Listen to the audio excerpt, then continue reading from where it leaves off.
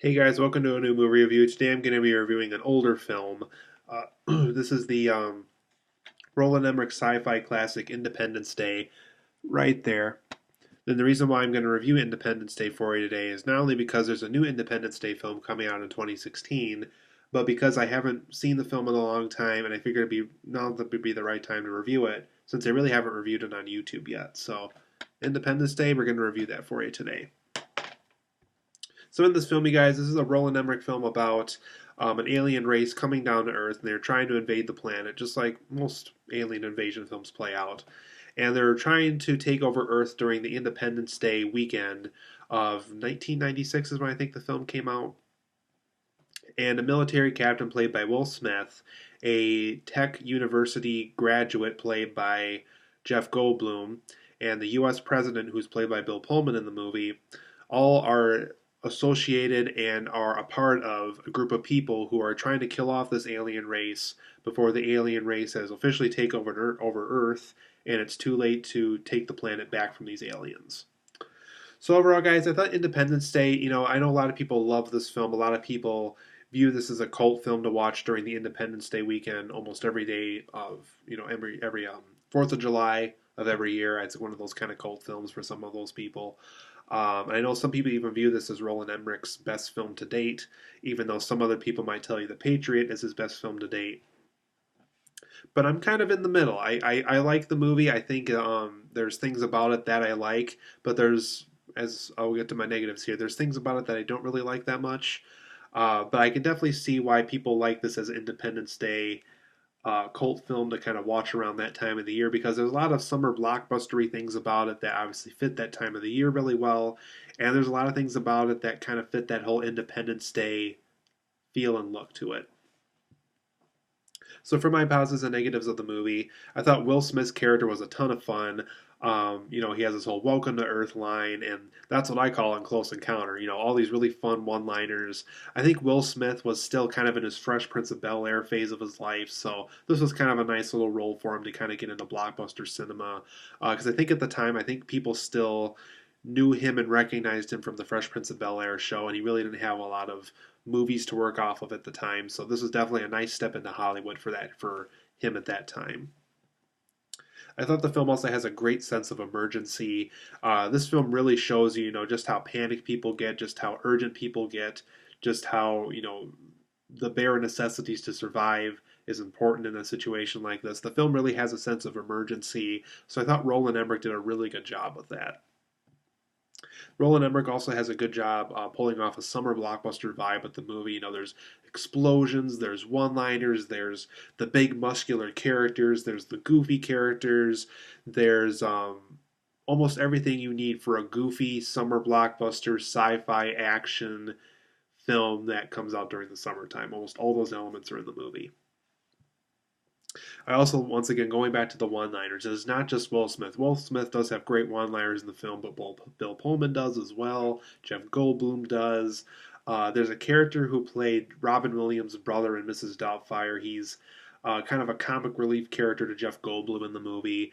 He has a lot of great one-liners with the whole "I gotta call my lawyer." No, no, no! Don't call my lawyer. No, never mind about that. There's funny lines throughout the movie about those kind of things. So, great one-liners to this movie.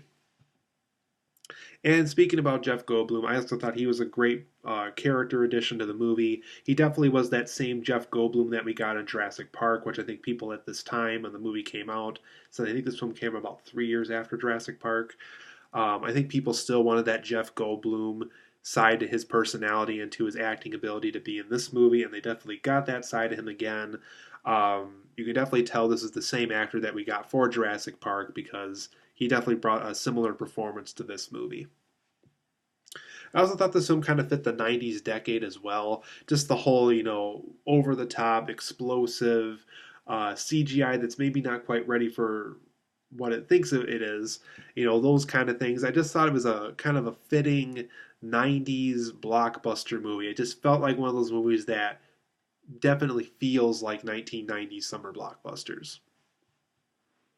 For those of us also seen the film Volcano, for some odd reason, this film kind of reminded me of that film a little bit. Just the over the top, you wouldn't quite believe it, kind of summer blockbuster movie. Some negatives I had with Independence Day, because I actually do have quite a few of them.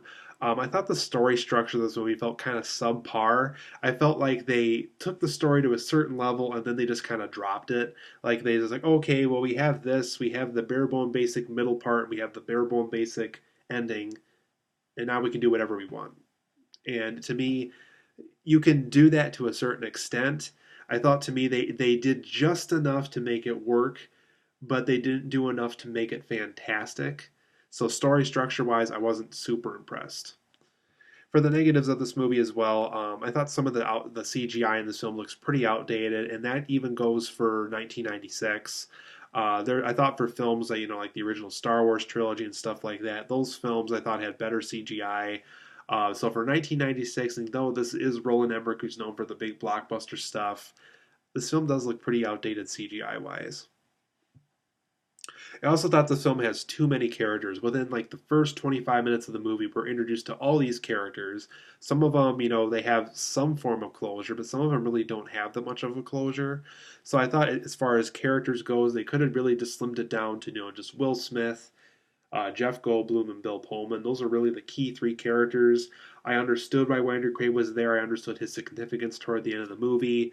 Um, I thought there was one too many characters though in this movie. I thought they could have just trimmed it down in the character department because for me personally, this film has enough characters to cover two movies.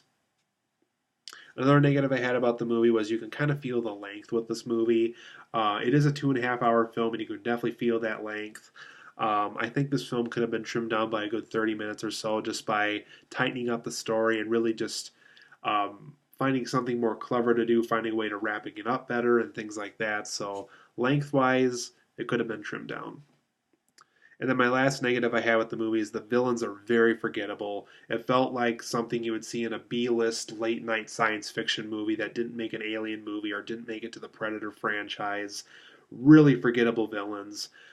Really didn't even feel that threatening at all, to be honest. So, villain wise, wasn't very impressed. So for my overall rating of Independence Day, guys, I'm going to give this a 7.5 out of 10. There's tons of things to like about this movie. I can see why it's definitely a cult, like a cult blockbuster movie, but there's things like a subpar story structure, the outdated CGI, which really hasn't aged well. There's just way too many characters to count in this movie. The length is a little too ridiculous for its own good, and I thought the villains overall were pretty forgettable. So 7.5 out of 10 for me. It's an okay film. For a Roland Emmerich film, it's not awful. You can definitely go worse with him. You can also go better with him, I guess, when you count The Patriot. So 7.5 out of 10 for me. It's an okay film. If you haven't seen this film and you want to get ready for the new Independence Day film in 2016, not a horrible way to go. So Independence Day, I think it's an okay film.